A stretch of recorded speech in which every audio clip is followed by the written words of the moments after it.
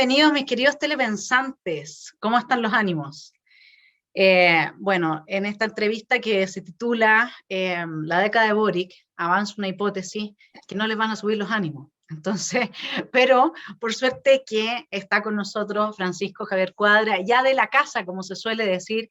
Francisco Javier, gracias por aceptar esta entrevista de Esfera Pública para que comentemos la jornada de ayer y las eventuales miradas que se pueden tener sobre un futuro que evidentemente que desde de la orilla que estamos nosotros no es muy auspicioso, aunque hay mucho, mucho, mucho por lo que conviene tener un poco de prudencia, ¿no es cierto?, respecto de cuáles van a ser, digamos, los diagnósticos de crisis final que ya están apareciendo en todas partes. Bueno, yo creo que la década de Boric es bastante razonable que pudiese suceder, porque una constituyente que tiene en su poder el rediseño institucional podría dejar a Boric por un periodo de 4 años más después de su periodo y luego una posible reelección. Así es que podríamos tener Boric para rato. ¿Cómo ves tú las cosas, Francisco Javier?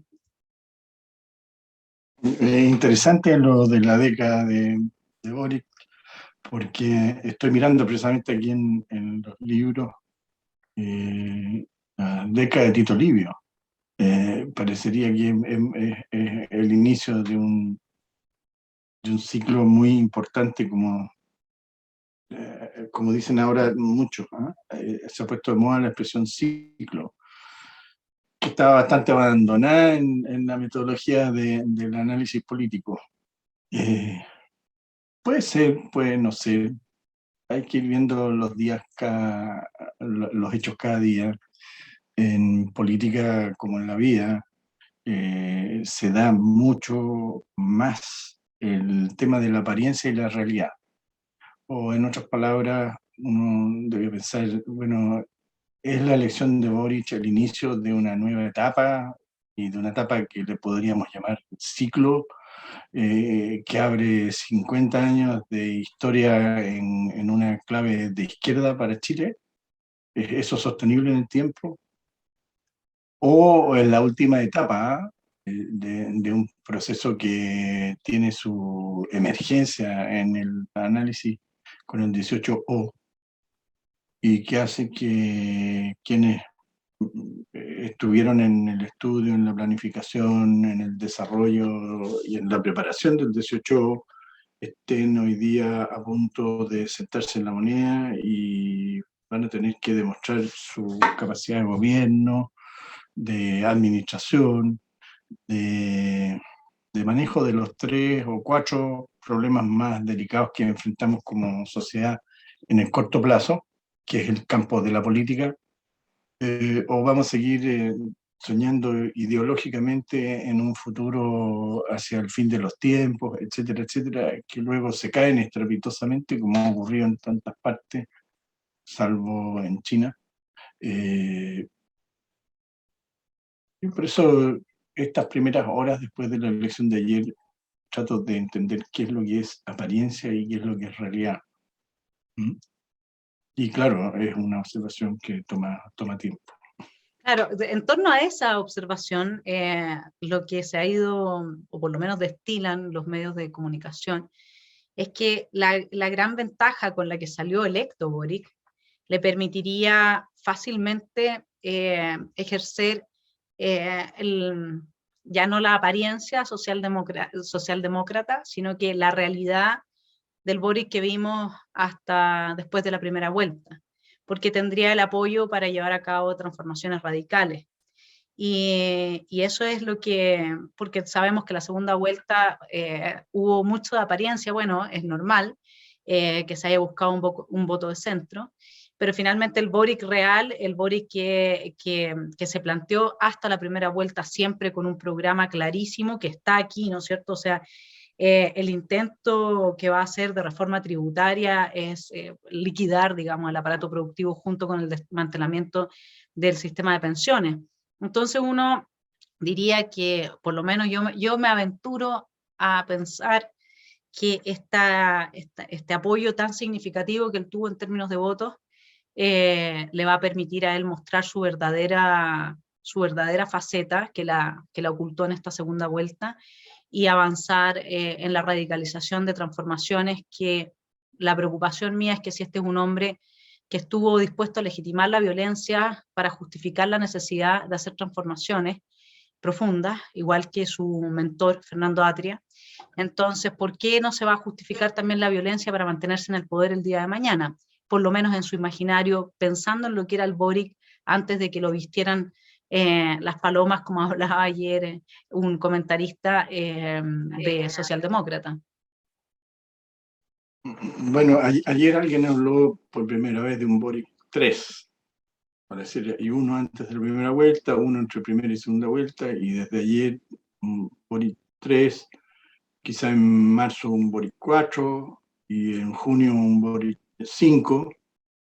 ¿Qué es lo que permanece al final a un lector de la clau? Lo que permanece es la revolución permanente aquí y ahora, en tiempo presente. ¿Es eso posible? Yo pienso que no. Pienso que la clau puede estar de moda en algún sector de la izquierda, pero no es una filosofía que esté cambiando 2 milenios y medio de desarrollo del pensamiento occidental. Las opiniones públicas hoy día son hipersensibles, pueden cambiar en 24 horas de una posición a otra, y por lo tanto, claro, se ganó la izquierda ganó la elección presidencial de ayer, pero tiene que ahora demostrar que es capaz de gobernar, tiene que demostrar que es capaz de administrar. Chile es una sociedad abierta, no tiene las connotaciones que las que actualmente en un tiempo largo de hoy, como Venezuela o Nicaragua, creo que sea tan lineal la posibilidad de incluso soñar que por la fuerza es posible instaurar un régimen ultra. Ya desde antes de la primera vuelta quedaba claro que los problemas de corto plazo que un gobierno desde la moneda tiene que administrar y gobernar finalmente son bastante objetivos. Desde luego, primero, una cuestión económica y social muy grande, que en Chile no es solo la pandemia, ni es solo el 18, sino que diría más estructuralmente, era una pérdida de vitalidad económica que se arrastraba desde el fin de la primera década de este siglo, y que ni Bachelet ni Piñera 1 y 2 lograron conducir, y que tiene que ver con una serie de ajustes a un modelo de libertad económica, de respeto a la propiedad privada, de emprendimiento que se da no solo en las inversiones y negocios grandes, sino que también en las pequeñas y medianas industrias. En Chile, efectivamente, en el ámbito de los últimos 40 años se ha desarrollado una cultura de emprendimiento que es notable y que es la que da verdadera vida a la economía, a la microeconomía de cada día. Entonces, Kast podría haber estado en mejor posición de manejar eso, pero Kast perdió, ganó Boric. El problema lo tiene Boric. Ganar es un problema, y esa es la consecuencia de hacer la distinción entre apariencia y realidad. Ahora Boric ha hablado de instalar un Estado empresario. Él el modelo en el que está pensando es ese. Y desde esa perspectiva se asfixia todo el emprendimiento y se asfixia, se anquilosa la dinámica del aparato productivo, que en el extremo obviamente que termina generando escasez, y ahí es más intervención, y nosotros ya conocemos cómo funciona eso. O sea, dentro del programa de Boric hay ideas que son notables en el sentido de que son de la vieja guardia de la izquierda. Pretende hacer una reforma tributaria que logre, digamos, 8 puntos del PIB, ¿no es cierto? Son como 12.000 millones de dólares en 4 años, solamente en temas de impuestos. Y también está dentro de su proyecto terminar con las AFP. Ayer fue clarísimo, digamos, o sea, eso es... Entonces es el desmantelamiento es el desmantelamiento radical del modelo que funciona, digamos, del modelo de libertad de mercado que funciona en todos los países del mundo. No sé Bueno, por cómo eso es ves que tú tiene eso. por eso es que tiene un problema. Y el problema comienza con su ignorancia de cómo funciona la economía contemporánea. Eso no se lo va a decir Nicanor Parra, ni se lo va a decir Laclau, ni se lo va a decir Lula.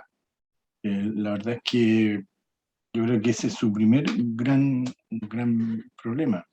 Él evidentemente va a tener un nuevo político difícil de salvar cuando se quiere llevar adelante ideas de esa naturaleza, choque se produzca entre su ignorancia y su deliberada opinión sobre lo que la economía es, o lo que él cree que la economía es, y lo que es la economía de cada día para todo el mundo.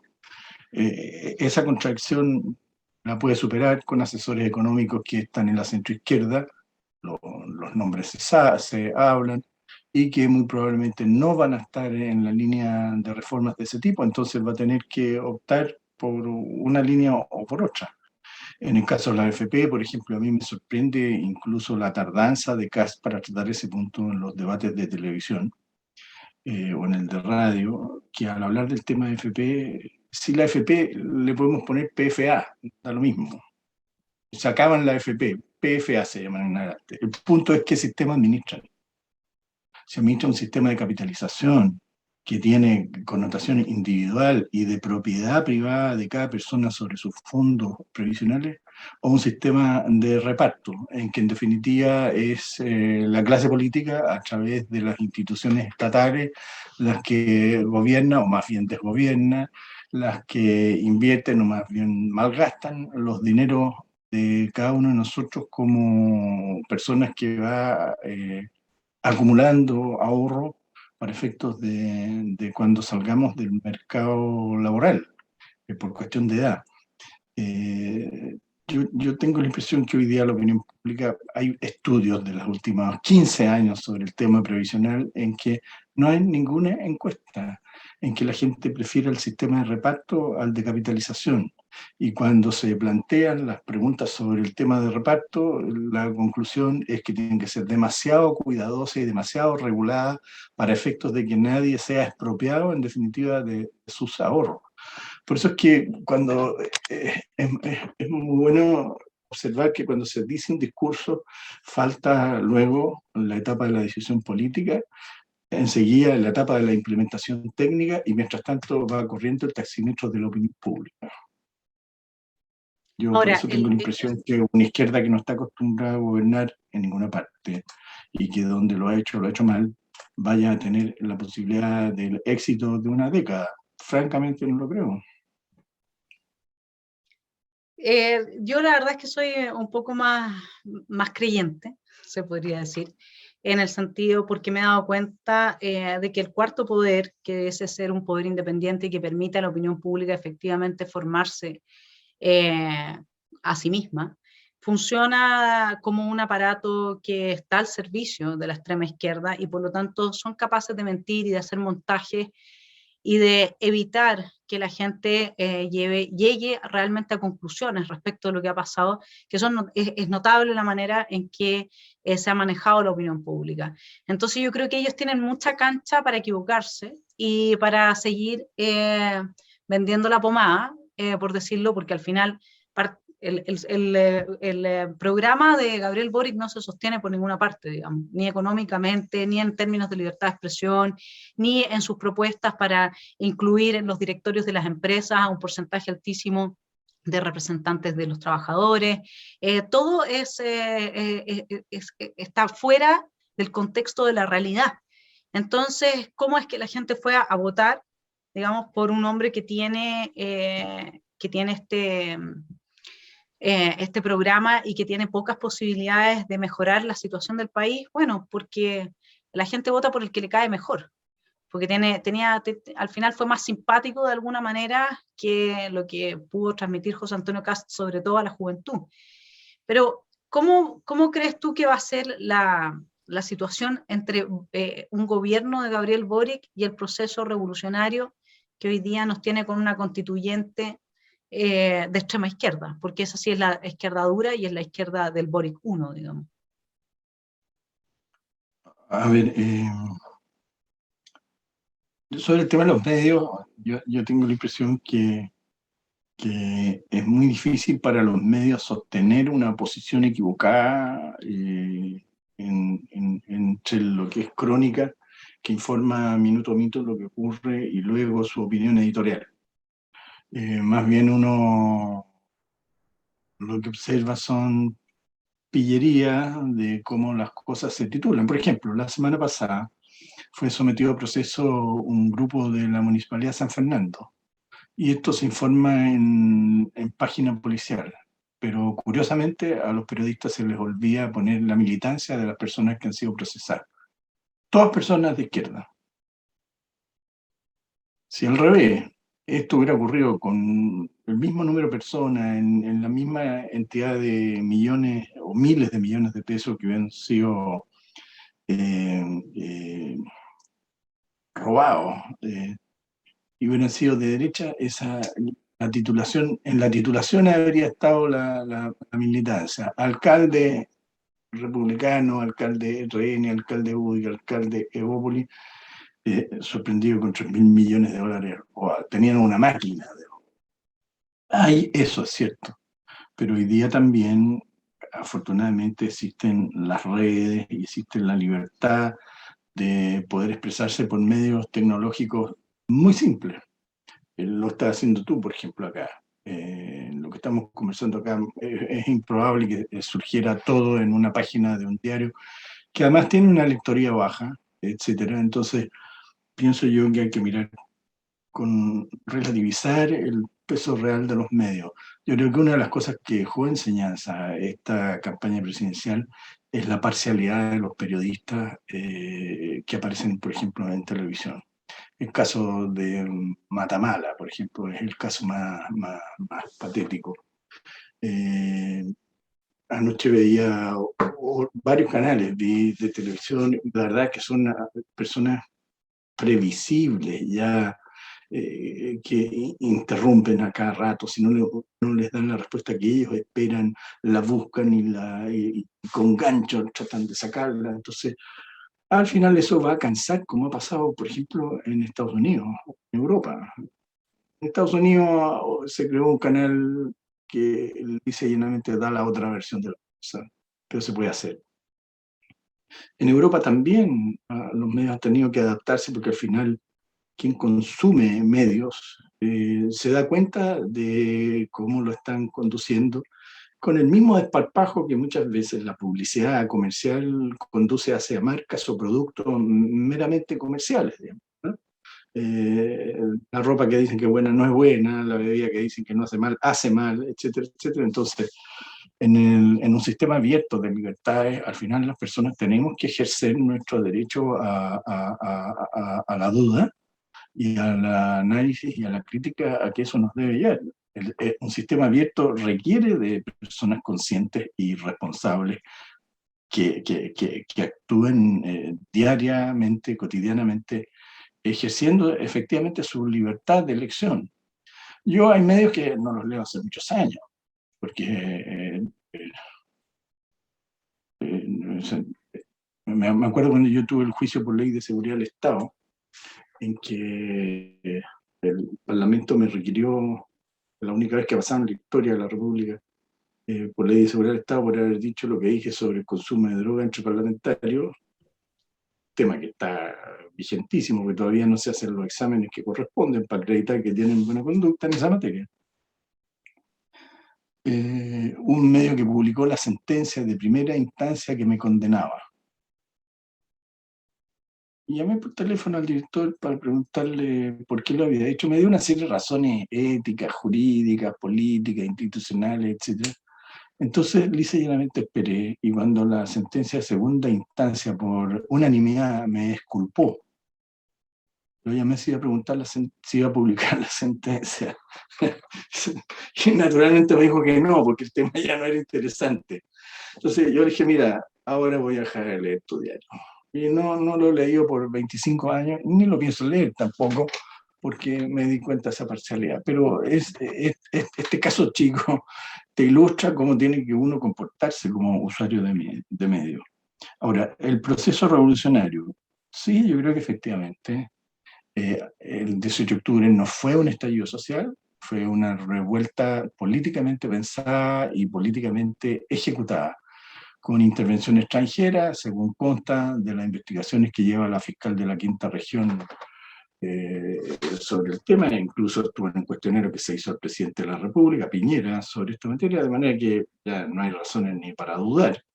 Incluso ha llegado el dato de que habría un coronel búlgaro que estuvo 3 meses antes acá trabajando en eso. No sé si será cierto o no será cierto, etcétera, etcétera, pero yo supongo que con el curso de la historia estas cosas se van a aclarar mejor. El Ministerio Público cambia de dirección en octubre del próximo año, 2022. Aún cumple 75 años y tiene que irse, de manera que este es uno de los temas más interesantes del segundo semestre, quién va a ser el fiscal nacional, y si estos temas se van a investigar o no. Si no se investigan, va a quedar la duda eterna, pero vendrá algún historiador que estudiará y que publicará las cosas como son. Cuando ocurrió el 18 de septiembre de 1810, todos pensaban que era un movimiento del pueblo de Chile por la independencia, y la verdad es que fue un movimiento aristocrático, más bien de Santiago, que no fue del todo bien seguido por Concepción fundamentalmente, y en que en el trasfondo del contexto internacional operó mucho la diplomacia norteamericana, la diplomacia inglesa, por las relaciones de contexto político que había en ese momento con la monarquía española. Entonces, eso tarde o temprano se va a saber. Ahora, yo creo que es muy difícil que este proceso revolucionario que tuvo la fuerza del estallido del 18O y que fue calmado por la pandemia, ahora tenga un correlato análogo, similar, de igual tendencia que lo que fue el 18O de vista de calle. Está, claro, Atria, está Baza, está Alves, está Viera. Hay una serie de juristas que probablemente ya tienen el texto de la Constitución muy avanzado, porque son personas que vienen hace décadas estudiando la materia, de manera que podrían haber tenido, así como Agustín Esquella a fines del año pasado presentó el prólogo de la Constitución y después se dictó si era el proemio o era el artículo primero, en fin, etcétera, etcétera. Yo creo que hay varios constitucionalistas que ya tienen redactado eso. Pueden pasar esos textos sin dificultad. Con Boric es más probable que si hubiera estado Kast. Probablemente si hubiera estado Kast se habrían visto más obligados a negociar. Y con Boric alentando de atrás, me da la impresión que va a pasar algo muy curioso. Se van a tentar de escribir lo que de verdad piensan. Y eso no va a ser tan fácilmente aceptado, tan fácil admitido. Yo tengo la impresión que igual va a haber una relativización del tema. Yo no creo en la eficiencia de la izquierda. Yo creo que la izquierda, precisamente porque es ideológica y porque no cree en la libertad, se autorrestringe. Al autorrestringirse, naturalmente pierde oportunidades, aun cuando sabe aprovechar muy bien otras. O sea, dio vuelta un resultado electoral entre primera y segunda vuelta con eficiencia, pero no es la eficiencia suya, es la eficiencia del apoyo que recibió fundamentalmente de la ex concertación. Yo creo que hay una figura pública que es Siches, que da vuelta al norte, y hay un viejo senador que ya va a retiro y que ha sido diputado y senador por Santiago Sur, que es Carlos Montes, que es una persona cuerda, sensata, no es extremista y que aconsejó bien qué temas tratar, etcétera, porque al final ya daba risa a Boric entendiendo por primera vez lo que era el rodeo, a Boric dándose cuenta que en las poblaciones había problema con los narcos, que en el tema de la Araucanía probablemente las cosas requerían una segunda y una tercera lectura. Vamos a ver en el curso de los meses siguientes si efectivamente quiere ser el presidente de todos los chilenos o va a seguir siendo el joven que ha sido siempre. Y digo eso porque tiene 35 años. Y en este No tiene tampoco tanta contexto, Javier, ¿cómo ves tú el trabajo que tiene que hacer la derecha después de estos resultados? Yo honestamente creo que José Antonio tiene un techo, un techo importante, dado que no sintoniza efectivamente su discurso con las nuevas generaciones, sobre todo en los temas morales y valóricos, y que evidentemente va a ser difícil que se instale José Antonio como el nuevo líder de la derecha. Nosotros vimos que hasta el final la derecha no fue capaz de darle su apoyo cerrado, lo que sí hizo la exconcertación, a pesar de que la exconcertación fue tremendamente atacada por la gente del Frente Amplio. La gente del Frente Amplio creció a costa de la crítica ácida a la exconcertación y al final fueron capaces ellos, sí, de tener esa generosidad política, comillas, generosidad que obviamente que los beneficia, porque así se mantienen en el poder, lógicamente, pero es una generosidad política que no supo tener la derecha con José Antonio, y, y realmente cuando se llama la atención, digamos, la diferencia entre la primera y la segunda vuelta, José Antonio efectivamente en algunos lugares perdió, que había ganado en la primera vuelta, perdió el apoyo de ciertos sectores de la ciudadanía, pero sigue siendo una derecha que sacó a un candidato como Sichel, y eso fue justamente el resultado de que la derecha ya no quiso más a personajes como Desborde y como Lavín y con toda esta izquierdización de la derecha. Entonces, ¿cómo ves tú el rol, además por su presencia dentro del Senado y de la Cámara de Diputados, que vamos a tener una presencia importante por fin que equilibre las cosas, aunque sea de aquí a septiembre, por si ya tienen listo el borrador de la nueva constitución, probablemente lo primero que van a hacer es deshacerse del Congreso electo, porque no les beneficia. ¿Qué tendría que hacer la derecha ahora?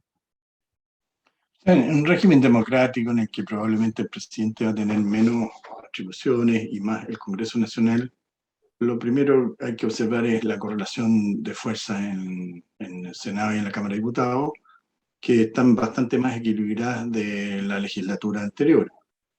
Por lo tanto, ahí el Partido Republicano tiene un peso, pero no es el principal partido, claramente. Kast, además, pienso, eh, habiendo hecho un excelente trabajo en la primera vuelta, en la segunda fue menos incisivo. Probablemente en la primera vuelta, eso creo que lo conversamos, yo dije, más que ganar Kast, es que Kast interpretó mejor el momento que a Chile lo tenía complicado básicamente por el tema de orden público y todo lo que eso significa, y el tema económico en general. De manera que viendo los diputados y los senadores, yo diría que la clave las va a tener RN y la UDI. Evópoli va a ser más pequeño que el Partido Republicano. Creo que muy probablemente Boric va a tratar de conversar y negociar muchas cosas antes de llegar al Parlamento, de manera que el Parlamento se voten rápido y no se produzca allí el debate, que es exactamente lo que ocurrió en contrario de parte de Piñera. Piñera partió en el 2018, antes del 18O que del 2019, con 5 acuerdos nacionales, grandes proyectos de ley, todo un trabajo de Blumel en la Secretaría General de la Presidencia insólito, porque se le fue el poder de las manos. Antes del 18, el 18 lo que hizo fue certificar la incapacidad gubernamental del equipo Piñera. Si tú miras la curva de evolución presidencial semana a semana de Sichel y Kast desde julio hasta noviembre, te das cuenta de esto. En la misma medida que Sichel baja, va subiendo Kast. Sichel parte en 24, Kast termina en 24, Kast parte en 7, termina Sichel en 7. ¿Y qué es lo que decía Kast?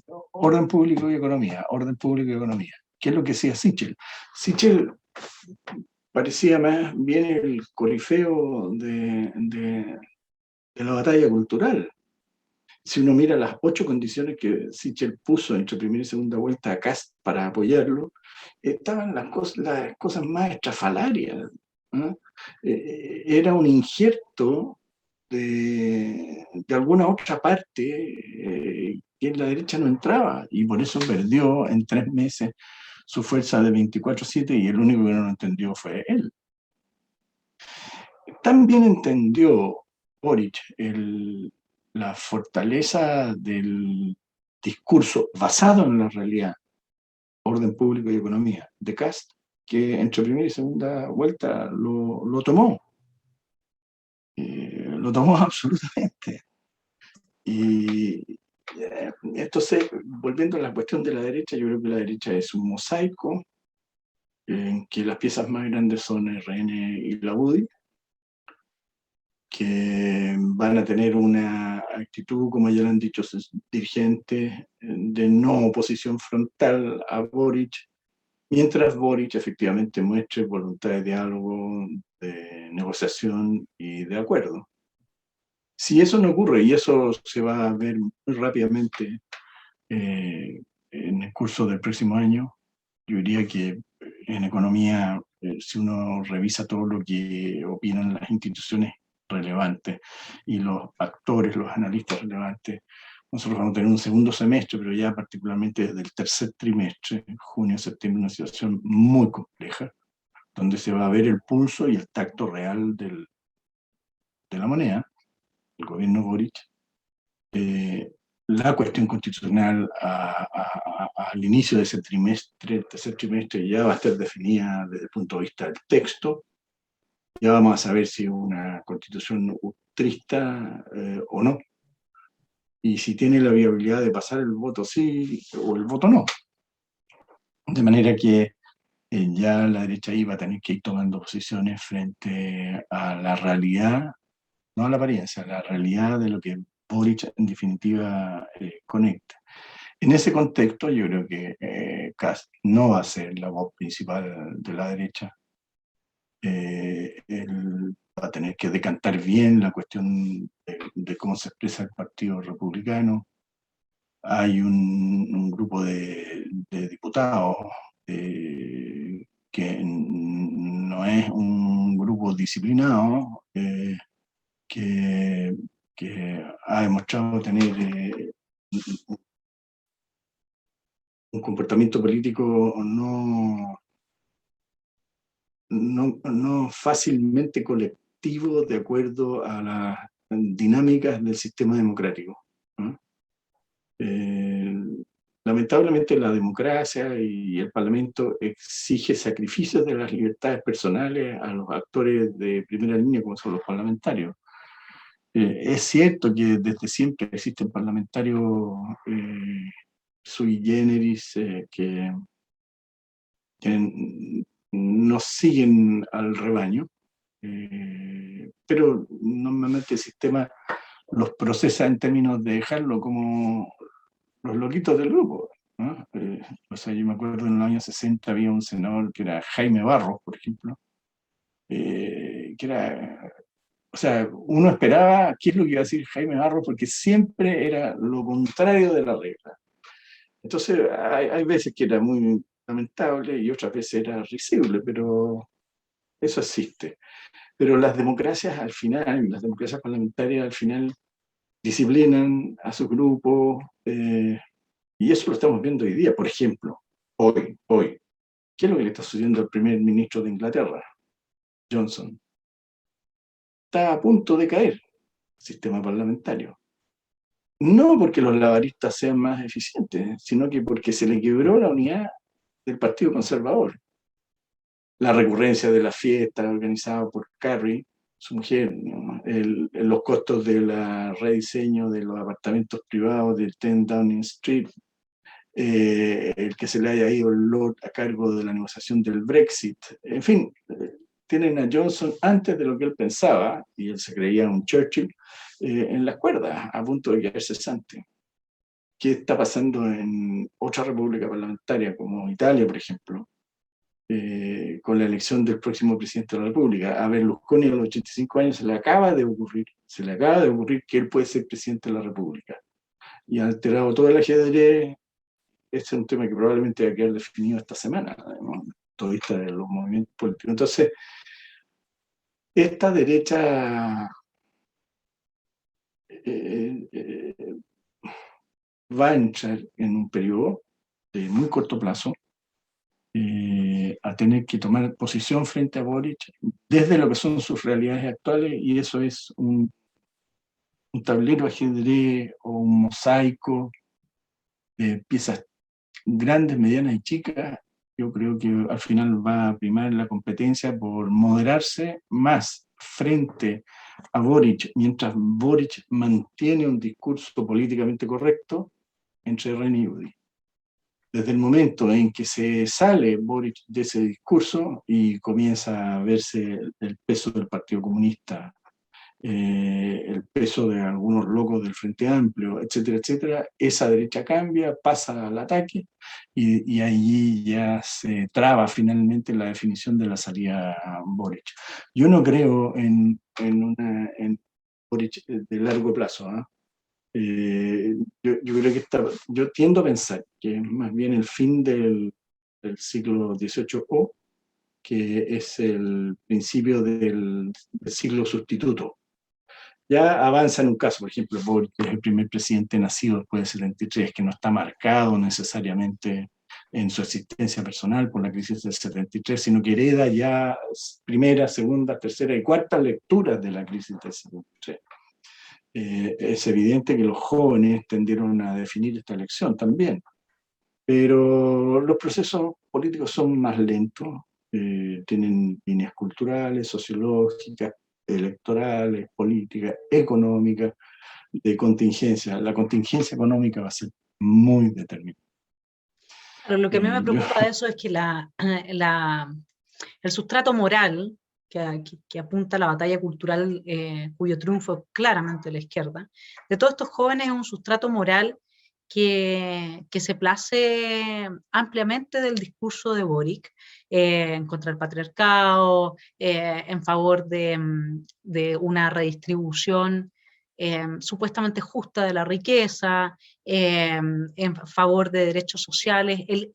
Yo creo, para mí, a mi juicio, que el gran problema de Boric puede llegar a ser las expectativas que ha generado, porque el cumplimiento de esas expectativas con la situación fiscal que tenemos hoy día es imposible. Lo que él quiere hacer es absolutamente imposible y no le va a poder mejorar, justamente por esos déficits que tiene la izquierda, de eficiencia, de administración, etcétera, la calidad de vida de la gente.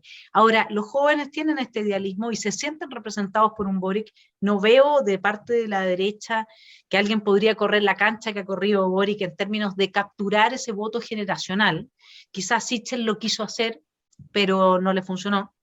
Entonces, por eso a mí me resuena un Boric que podría, a través del uso de este populismo, de este lenguaje, de esta capitalización del triunfo moral de la izquierda, mantenerse mucho tiempo en el poder si es que el diseño institucional que esté, digamos, planteado en la nueva constitución afirme que vamos a elecciones y que luego se puede reelegir, y no veo que esto se le pueda poner un límite. Eso se podría transformar en una década de Boric. Y el problema es que las juventudes que enfrentan la situación de crisis económica y que, digamos, son la base de apoyo de Boric, son gente que no entiende cómo funciona la economía. Esa gente que cree que, ¿por qué no imprimimos más billetes para que la gente sea más rica? Viven en ese mundo del Bilzipap. no son generaciones que hayan pasado por pellejerías, como le llamábamos antes, no son generaciones que entiendan lo que cuesta ganarse algo en general. Entonces, él va a contar con esa ignorancia a su favor y con el triunfo moral que tiene la izquierda con su discurso en estas generaciones jóvenes. Entonces, veo difícil que en los jóvenes se pueda producir un cambio y que pudiesen llegar a desafiar a Pero, Boric. No sé cómo lo ves tú eso. pero mira, toma tú el dato de las federaciones de estudiantes universitarios. ¿Cuál es el nivel de participación en la Federación de Estudiantes de la Universidad de Chile o de la Universidad Católica? Que son Bajísimo. las que tienen federaciones más antiguas, más institucionalizadas, etcétera. En la Chile es francamente menos del 20% de participación. ¿Dónde está el 80% restante? ¿A quién va dirigido el discurso de los partidos de la derecha? ¿Va al 20 o al 80? ¿O no va a ninguno de ellos? Porque simplemente no lo saben hacer, porque simplemente no saben trabajar en una democracia de partido con representación parlamentaria, que es lo que a mi forma de ver explica las cosas, porque a la UDI, por ejemplo, le fue muy bien cuando Longueira estaba a cargo de zonas populares. Eso es lo que hizo partido a la UDI. Después se dejaron estar, se quedaron en el Parlamento, etcétera, etcétera, etcétera. Se puede escribir la historia de la decadencia orgánica de la UDI. En el caso de la elección de la Universidad Católica, también la semana pasada o antepasada ganó la lista de izquierda sobre la lista de derecha por una diferencia mínima, pero con una participación en que la enorme mayoría no estuvo presente. Yo te digo, discusiones reales, la gente no sabe de economía. Sí, perfecto, pero vamos a la reforma de pensiones. Hay que saber plantear la discusión. De quién es la propiedad de los fondos? Segundo, ¿cómo va a ser la gestión? Tercero, ¿cuál va a ser la comisión de los gestores? Cuarto, ¿va a ser heredable o no? Yo digo, ya con esos 4 puntos, la izquierda pierde el debate. Lo que pasa es que la derecha está en la empresa privada, está en sus cuestiones sociales, pero no está en la política, no está en los partidos, no está en los medios, salvo honrosas excepciones. Entonces, ¿cuál es el futuro de estas 4 fuerzas? Republicanos, UDI, RN, Bópoli, o los que salgan. ¿Qué pasa si se mete allí, en la periferia, Parisi, que habla de una economía común y corriente, absolutamente plana, que en sus bad boys te muestra chilenos reales que normalmente no están en los partidos de la derecha, y que miran la economía por las restricciones al emprendimiento, por el valor de los combustibles, cómo les afecta a una pyme, etcétera, etcétera. Entonces, la derecha tiene que hacer una lectura más contemporánea de las cosas si quiere ganar. Si va a seguir pensando que el Parlamento es como en el siglo XIX, claro, va a perder. Si no sabe incorporar a los profesionales de la comunicación en sus planteamientos, es más simple, Vanessa, si no estudia. Si la FP te la regalo al tiro, ponle el nombre que quieran, pónganle fondos previsionales democráticamente gestionados. Es exactamente lo mismo. Yo pregunto, ¿de quién es la propiedad de los fondos? ¿Quién va a gestionarla? ¿Cuánto va a cobrar por esa gestión? ¿Y son heredables o no? Y se acabó la discusión. Claro, pero antes, frente a esa discusión, el joven te va a decir que no se ve viejo, por supuesto, el que es la base de apoyo de Boric, te va a decir, sí, pero lo justo es que toda la gente tenga acceso a una pensión solidaria, etcétera, y que las Sí, pensiones son miserables. Entonces, ¿qué es lo que pasa? Que hay una fuerza importante de jóvenes que hoy día piensa que un sistema de reparto, porque a ellos no les tocó el sistema de reparto, que un sistema voy a agarrar toda esa plata y es justo que la repartamos, porque además hoy día, ¿quién tiene pensión? ¿Quién tiene fondo? Lo tiene la gente que está mejor ignora. situada, digamos, dentro del mercado laboral. No nos olvidemos del Pero, discurso de la igualdad en esto. pero si es que la igualdad llega hasta el momento en que tú empiezas a discutir la agenda real, pues. ¿De cuántas personas en actividad económica se requieren hoy para pagar una pensión? Tú tienes que traducir al lenguaje normal las cosas. Esto mismo se está discutiendo en algunos países de Europa ahora. Y los tipos entran en la discusión. Mira, hace 11 años, hace 20 años se necesitaban 11 personas para producir. Una Hoy día ya se pensión. requieren 35. Bueno, esos jovencitos de izquierda ultra, poquito, en algún momento tienen que empezar a entender la vida, pues. ¿Mm? ¿Crees que esta va Tienen a que ser empezar a entender una la vida. ruta de crisis importante que los va a ayudar a entender la vida? O de alguna manera va, porque hay distintos pronósticos, está el pronóstico, el mío es más desastroso, en términos de que nos vamos directo a un abismo por ver justamente cuáles son las propuestas y las expectativas que ha generado Boric. A mí me preocupa mucho el tema de las expectativas, porque creo que existe una capacidad al interior de la izquierda, dado que ahora está compuesta por este sector duro del Partido Comunista, de empezar con las dinámicas de antropofagia, y eso al interior de la extrema izquierda y hacia la izquierda más moderada. Y eso en la medida, y eso va a pasar, esa es mi proyección, mi pronóstico, eso va a pasar en la medida en que se vayan endureciendo las condiciones que produzca el quiebre de Boric con la expectativa que puso en todos estos jóvenes y en toda esta gente por situaciones de realidad concreta, que él no va a poder resolver muchos de los problemas o cumplir con muchas de las promesas que ha hecho. Entonces, la única manera, creo yo, en ese momento de salvar esa situación va a ser echándole la culpa a la gente de centro, de parte de la izquierda más dura, y por lo tanto endureciendo y radicalizando más el discurso. Y por eso es que yo pienso que aquí podemos irnos a una crisis mayor. No sé cómo lo ves tú eso con el contexto económico que tenemos hoy, que claramente no va a mejorar el próximo año. Mira, mientras te escuchaba, tomé papel y una hoja y dibujé esto. Aquí tú tienes la línea de tiempo, momentos 1, 2 y 3. Y acá en las verticales tienes las proyecciones de expectativas, acá arriba, y el comportamiento de la realidad. Esta diferencia es la que va a marcar el debate político. Si la derecha sabe interpretar esa diferencia, puede ganar. Si no la sabe interpretar, obviamente va a perder. Esto no lo resuelve Boric ni con la izquierda ultra, ni con las amenazas de la violencia. ¿Por qué? Porque la gente va a estar viviendo día a día. Si hay una crisis de expectativa, día a día.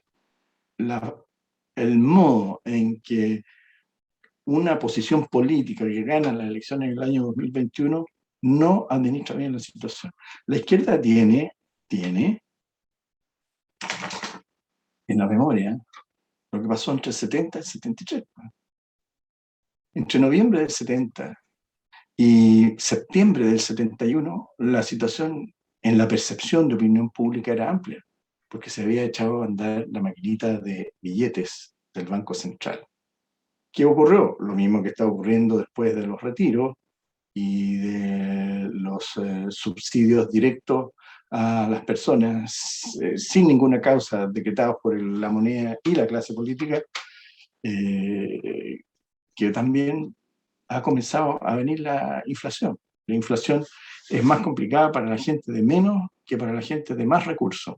Entonces, esa situación obviamente va a tener que ir administrándola en cada una de estas unidades de tiempo, tiempo 1, que puede ser un trimestre, 2 trimestres, 3 trimestres, ¿sí? Este es el problema político. Si nuestros dirigentes políticos eso no lo entienden bien, no lo saben captar, no lo saben comprender, no lo saben explicar, etcétera, bueno, no pidamos, ¿no?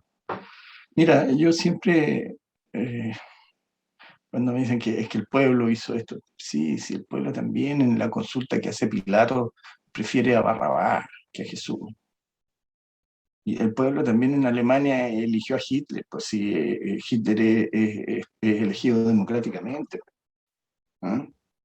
Entonces, y claro, por una argucia de sistema electoral, Allende es elegido presidente del 70, siendo una minoría relativa. Pero el año 1829, una locura que elegir a la cuarta mayoría entre las relativas por el Congreso como presidente de la República, significó la sublevación de una parte importante del país y una guerra civil que termina finalmente en la batalla de Lircay y que abre toda la etapa de la Constitución de 1833. Aquí puede pasar todo, cualquier cosa de acuerdo a la realidad de los hechos económicos, sociales, políticos y de acuerdo a los liderazgos que surjan en los distintos sectores, derecha, centro, izquierda. Hay una parte no menor que yo diría que la tiene bastante complicada del espectro, que es el centro, izquierda. ¿Por qué? Porque perdieron su identificación con los 30 años, que ha sido una época buena en general para el país, que está basada en lo que se alcanzó a hacer en los últimos 5 años del gobierno militar, pues, porque no surgió de la nada la posibilidad en los años 90 de proyectar los buenos resultados que hubo. Boric entró desde la izquierda ultra hacia la centroizquierda en todos los temas, etcétera, etcétera. Hay gente, particularmente en la medida que se está más a la izquierda, sobre todo el PS, una parte del PPD, en fin, menos la democracia cristiana, que ha cedido ante ese discurso. Veíamos la semana pasada, antepasada, perdón, que el expresidente Lago da su apoyo a Boric y una semana después hace una precisión sutil sobre que está por verse todavía si efectivamente será un gobierno socialdemócrata. Ese debate no es solo de Chile, es lo que está pasando en España. ¿Es posible hacer con Podemos, en la coalición con el PSOE, un gobierno socialdemócrata? Felipe González dice que no. Los grandes líderes históricos del PSOE dicen que no. El presidente Sánchez ahora aletea para tratar de salvar ya no la unidad con un Podemos de Iglesia, sino que la continuidad de su mujer, de la ministra Montero. ¿Qué tiene de destino eso? Bueno, uno ve que la derecha tiene una línea más dura, Vox tiene una línea más blanda, PP. Dentro del PP ha tenido varias tendencias, los tecnócratas de Rajoy, los duros antiguos con Aznar, Pablo Casado, que se ha pasado discutiendo con Ciudadanos, etc. Entonces, yo no creo que el proceso chileno esté inevitablemente orientado hacia el proceso revolucionario de la izquierda. La izquierda es ineficiente para conducir. Las opiniones públicas hoy son muy abiertas y muy sensibles. Los intermediarios de poder tienen que saber comprender y plantear la realidad a su gente. Tienen que tener asesoría más inteligente, tienen que actuar más modernamente, más contemporáneamente. Fíjate que la semana pasada comía con un grupo que hicieron el recuerdo de, casi como advirtiendo lo que venía con el triunfo de Boric, que esto sería como mayo del 68 en Francia. Sí, es cierto, pero también no es cierto, pues, porque en mayo del 68 significó la salida del general de Gaulle, pero la victoria presidencial de Pompidou, sucedido a su vez por Giscard d'Estaing, sucedido a su vez por Mitterrand, primer presidente socialista después de 2 décadas. Y Mitterrand perdió la inmediata elección parlamentaria y tuvo que gobernar en cohabitación con Chirac, y luego se la regodeó para gobernar con Balladur. Y después de eso, ¿quién gana la elección? Sarkozy. Entonces, ahí vemos una derecha que, a pesar de todas las circunstancias, en mayo de 68 quedó en nada. Quedó en la fotografía de los jóvenes tirando piedras contra los policías, quedó el letrerito inteligente y simpático en la Sorbona, pero gobernar, nada, nada. Entonces, se requiere en nuestra derecha dirigentes, yo diría, más cultos, más informados, más leídos, más discutidos, no a veces la pobreza que uno ve. Sí, y respecto a esa pobreza y cómo vamos a tener que despedir al presidente Piñera, ¿no es cierto? Sería bueno también hacer un breve análisis. Y te invito aquí para dejar a los telepensantes pensando de lo que va a ser ese cambio de mando. Ya hablamos harto sobre Boric, que es el que entra, y quién es el que sale finalmente. ¿Cómo lo ves tú? Mira, anoche escuché, me di la tarea de escuchar el discurso de Piñera. Felicitó naturalmente a Boric, felicitó a Kast también, felicitó a Cervel, felicitó a los chilenos y después comenzó a hablar de la campaña de las vacunas y de etcétera, etcétera, etcétera. Yo estoy feliz que Piñera se vaya y que pase el tiempo este verano cuanto antes para no tener que oírlo necesariamente más. Yo creo que a Piñera se jugó su vida política el 18O y en los días siguientes. No tuvo coraje para enfrentar una sublevación, una revuelta organizada con apoyo exterior. Terminó entregando el modelo económico-social, terminó entregando el modelo político-institucional, bajó precio, depreció la importancia de la presidencia de la República, depreció el valor simbólico de la moneda y por eso hemos tenido que enfrentar una elección presidencial entre una persona como Kast, que no era el líder principal de la centroderecha en el espectro político, y que las circunstancias lo llevan a tener la primera mayoría y enfrentar de la manera que hemos visto la segunda vuelta. Y un joven de 35 años que no pasó su licenciatura de Derecho, que cada vez que nos pueden nos dicen que es muy leído y que sabe mucho. Que a mí me hace pensar, cuando en Chile hemos tenido presidentes tan jóvenes, sin que hayan sido ministros, diputados, senadores, presidentes de partido, que hayan estado en 12 debates de primera línea, que hayan recibido no solo triunfos, sino que también las derrotas de la política, que la vida le haya enseñado más de cómo son y cómo se hacen las cosas. Hay un primer caso en el siglo XVI que es García Hurtado Mendoza, que llega, me parece que con 21 años,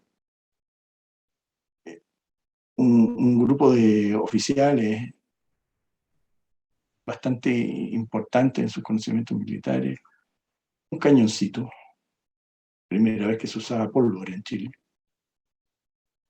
que asustó a los sublevados mapuche que en la costa de Arauco lo recibieron en la playa y salieron arrancando al primer sonido de la pólvora, y que tenía un gran soporte político, su padre, que era virrey del Perú. De manera que uno a priori sabía que García Hurtado Mendoza tenía buen resultado. Yo no sé quién es la figura simbólica análoga al virrey del Perú para Boric.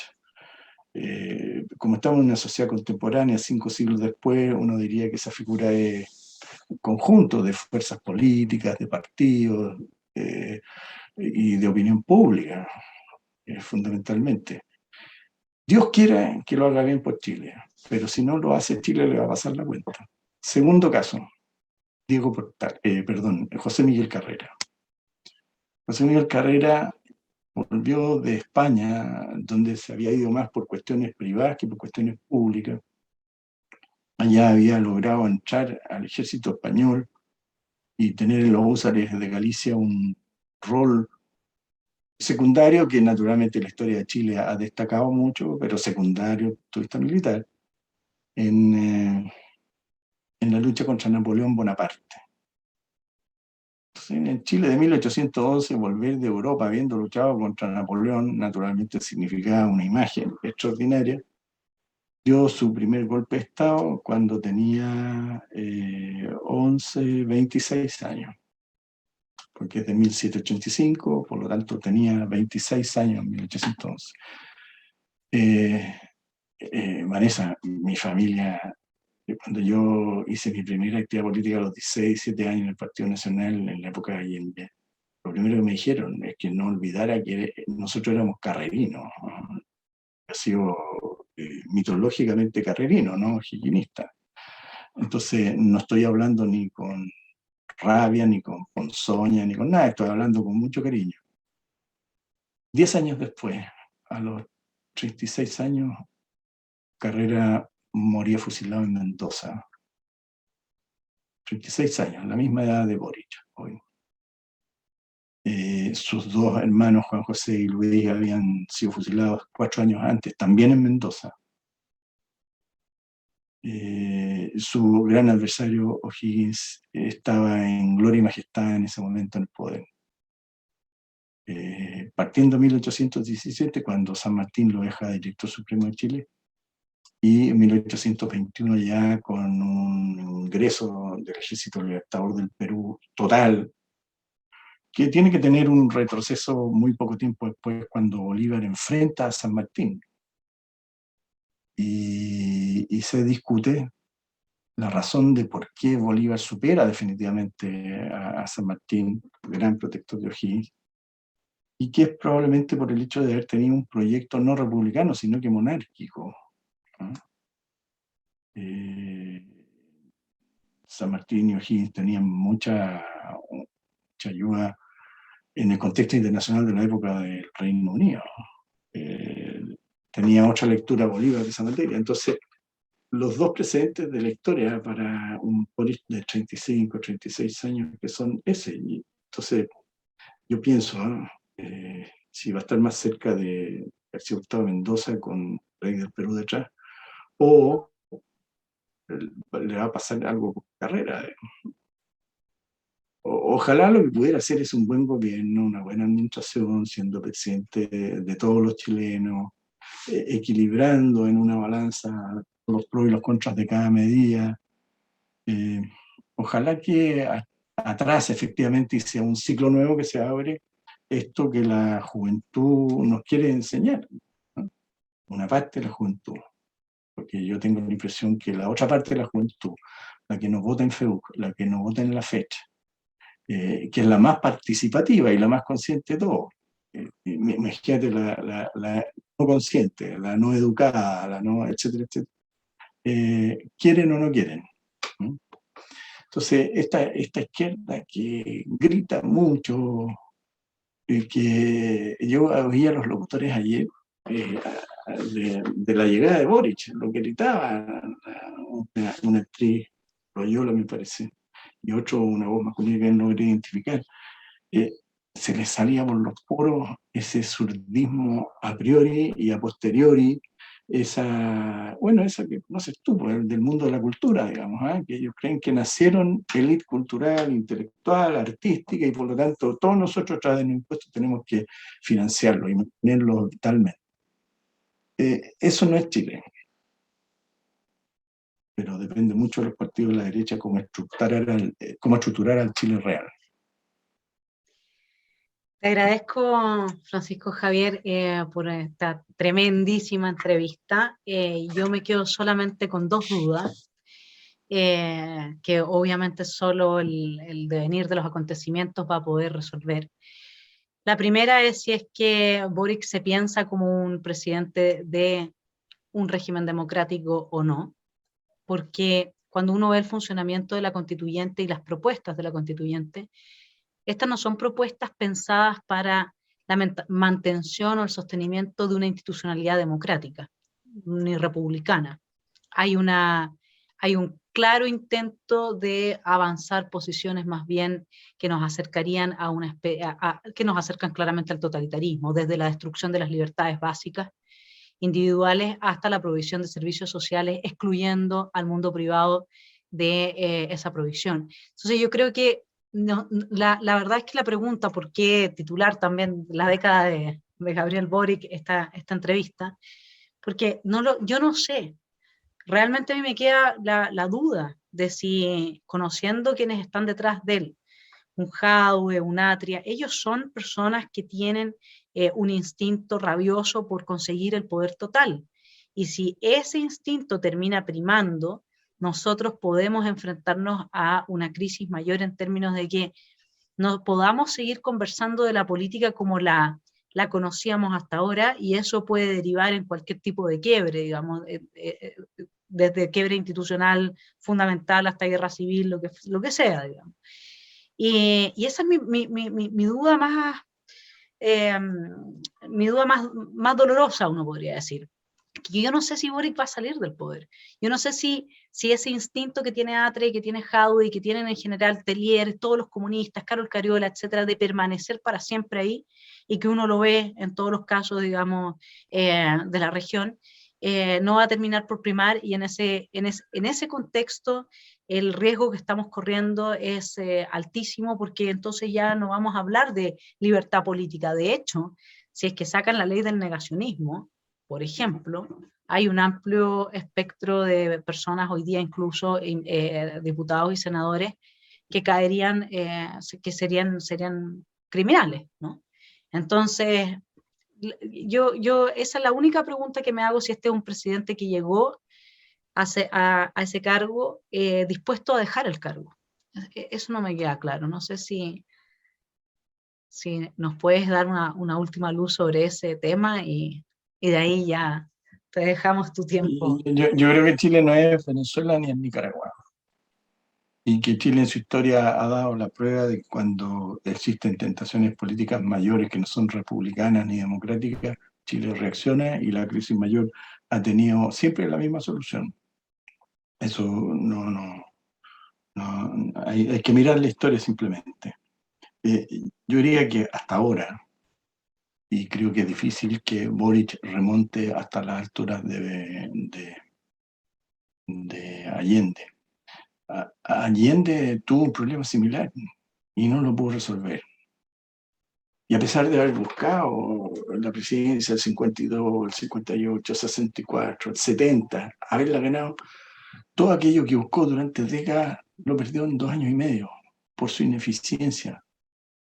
Porque al final tú no puedes decir yo soy socialdemócrata y no serlo. Tú no puedes decir yo quiero el crecimiento, pero lo que haces es el decrecimiento. Tú no puedes decir que los fondos previsionales son privados, pero no son privados. En fin, hay un momento de definición en que las verdades emergen y se imponen. Por eso yo al principio te decía qué son las cosas en la apariencia y qué son en las realidades. Primera duda, Maquiavelo entra sobre esto maravillosamente bien.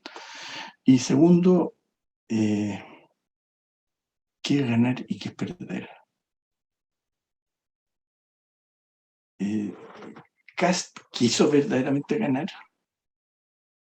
¿O Kast te dio en algún momento que no tenía fuerza política, que le costaba mucho reunir a todos los partidos, que la mentalidad de los dirigentes de los partidos de la derecha andaba en otra, que Sichel no era el único que andaba en eso, etcétera, etcétera? Entonces, el punto es eso, qué es lo que es la realidad y qué es lo que las cosas parecen. Y ese es el fondo de la vida y el sabor de la vida también, pues, tal cual. Y yo creo que nos vamos a enfrentar a los mismos problemas que la humanidad se ha enfrentado siempre, que esto no va a ser muy distinto de lo que pensamos o olemos que va a ser, y que en algún momento lo que ayer parecía maravilloso no va a terminar siendo tan maravilloso. Y por suerte Chile tiene resguardo, tiene defensa, tiene instituciones que siempre han logrado salvar primero la República en los últimos 2 siglos, y antes también la monarquía, porque Chile ha sido sociedad política solo desde el siglo XVI en adelante. Boric ayer en un momento su discurso dijo 2 siglos de existencia. Yo dije, este pobre ignora lo que es Chile, no sabe lo que es Chile, no entiende. Si piensa que nosotros surgimos en 1810 o 1818, está profundamente equivocado. Mira, la semana pasada fui a Colchagua y me encantaba ir viendo los nombres de los pueblos. al lado de Litueche estaba la Estrella. Había que doblar de la Estrella por el paso Las Damas para llegar a Crucero, y de Crucero avanzar a Machihue, y de Machihue ir a Peralillo, y de Peralillo a Santa Cruz, para llegar finalmente a Nancagua. Cuando los nombres de los lugares de un país te van mostrando la fusión cultural que hay, porque una cosa es Santa Cruz y otra es Machihue, una cosa es Litueche y la otra es Las Damas. ¿Quién no entiende eso y cree que esto todo comenzó por una declaración de independencia o la introducción a la declaración de independencia, el 18 o el 10? No entiende lo que es Chile. Si uno no comprende quién es Chile, ¿cómo lo va a querer con todo el corazón? Una muy buena pregunta, una muy buena reflexión para dar cierre a esta entrevista. Francisco Javier, muchas gracias. Creo que los telepensantes van a estar tan agradecidos como yo de tus reflexiones y que las compartas con nosotros tan generosamente aquí en Esfera Pública. Te mando un abrazo y seguimos conversando sobre lo que venga. Muchas gracias.